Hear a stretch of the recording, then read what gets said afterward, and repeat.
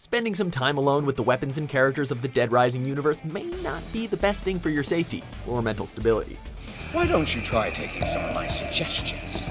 Welcome to WatchMojo.com, and today we're counting down our picks for the top 10 craziest things in Dead Rising. Anti-zombie perfume.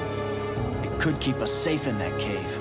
For this list, we're looking at items and people from Dead Rising and its sequels that most exemplify the series' fixation on wacky, weird, and occasionally unsettling creations. Be they survivors with a distaste for humanity or adorable killing machines, they definitely prove that Dead Rising will never cease to amaze and horrify in equal measure.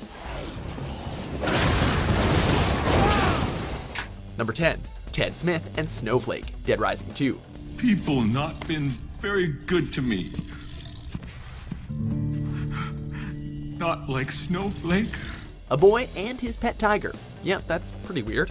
In Dead Rising 2, motocross champion turned zombie slayer Chuck Green ends up in the clutches of one Ted Smith, a tiger trainer with a chip on his shoulders. As revealed through dialogue, Ted is severely antisocial and potentially intellectually disabled, befriending the tiger Snowflake and forsaking human connections due to past mockery. They all said that!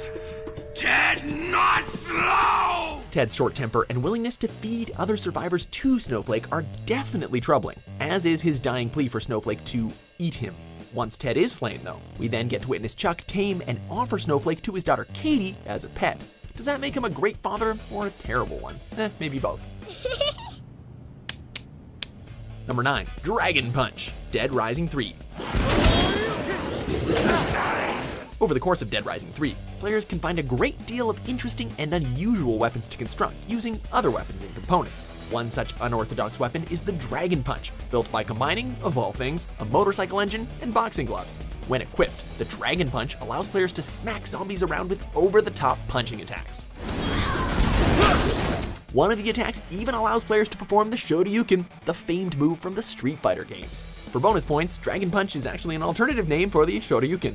Well played, Capcom. Well played. Number 8. Massive Bomb, Dead Rising 3.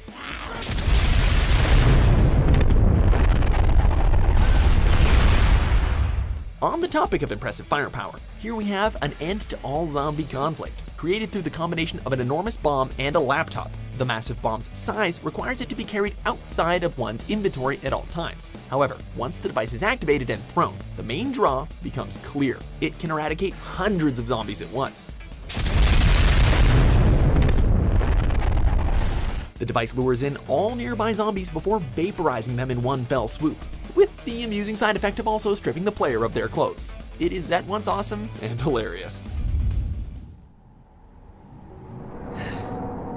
Number 7. Sean Keenan, Dead Rising. Those who reject salvation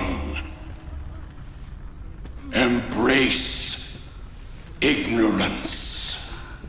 When cults are involved, can you really expect anything other than crazy shenanigans? Sean Keenan leads the True Eye cult, who believes that by executing other survivors, they themselves will be spared from death or from becoming zombies. The only path to the salvation of the soul. For his part, Keenan sends forth his disciples to kill photojournalist Frank West on sight, prepares captives for execution, and battles attackers with a ceremonial sword.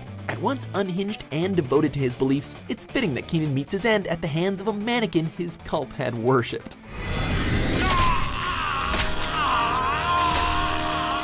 Number 6. Freedom Bear, Dead Rising 2. Liberty's most adorable warrior hard at work. The prospect of Chuck Green finding oversized robot bears in Dead Rising 2 is amusing in and of itself, even before the idea to modify said stuffed animals comes to mind. So we're hard-pressed not to laugh hysterically or gape in awe at the sight of Freedom Bear, one such bear armed with an LMG and ready to kill. Freedom Bear can be set on the ground and left to act as a sentry, gunning down any zombies that cross its field of view. That this magnificent creation was brought back for Dead Rising 3 is hardly a surprise. Number 5. Real Mega Buster, Dead Rising.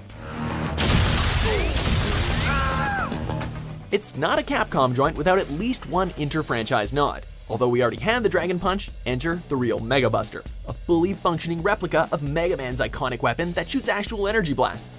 Further, its shots can kill any foe in less than 5 hits and can be used 300 times.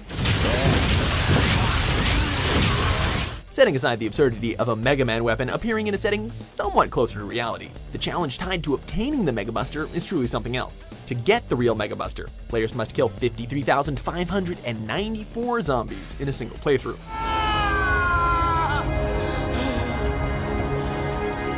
Number 4, Cliff Hudson, Dead Rising. You can't tell me. Can you, fella? Oh yeah, I know why. Mental instability and combat experience? What a winning combination. When Frank West happens upon a hardware store decorated with headless zombie corpses, he is soon greeted and attacked by Cliff Hudson. A veteran of the Vietnam War, Hudson relies on sneak attacks, smoke-producing flares, and ferocious machete strikes to get the drop on Frank. Once bested, however, the reason for Cliff's brutality is made clear. He witnessed his granddaughter getting devoured by zombies and was overwhelmed by flashbacks to his time in Vietnam. Cliff very much serves as a reminder that, for all their bizarre and comical traits, the psychopaths of Dead Rising are deeply troubled human beings at their core.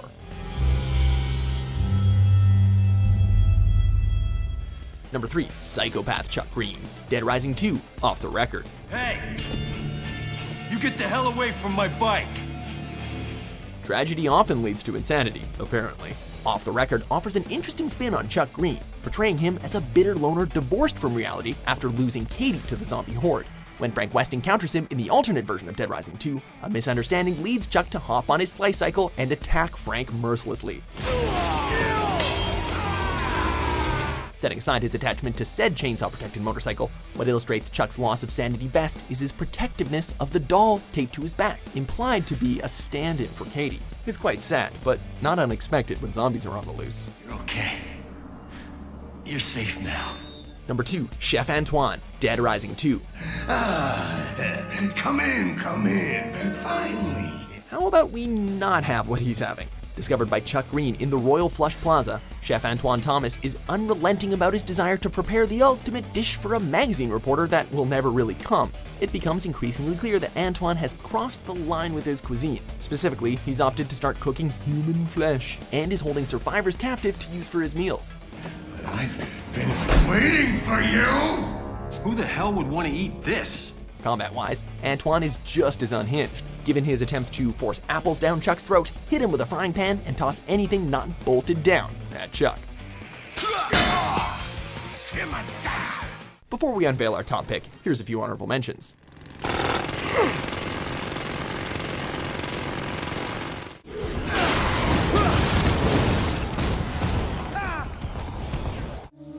That door does not open again until you start being a little bit more obedient. Number 1, Adam the Clown, Dead Rising. Here, they somehow made clowns seem even less appealing and sane. Encountered by Frank near the Space Rider roller coaster, Adam McIntyre makes a terrifying first impression. He's a clown performer in full makeup, he wields twin chainsaws, and his high-pitched voice is deliberately at odds with his anguish over the demise of his audience. When the zombies came, everyone died! Adam also breathes fire when provoked and can spin his chainsaws in circles as an attack, making the fight with him all the more nightmare-inducing. And that's before we even get to his gruesome demise, wherein he falls on his own chainsaws. Hey, have fun sleeping tonight. So, do you agree with our list? What do you feel are the craziest things from Dead Rising? Start with you before I get to her! For more ludicrous top 10s published every day, be sure to subscribe to Watch Mojo. You gave me blue balls, you tease. Ugh.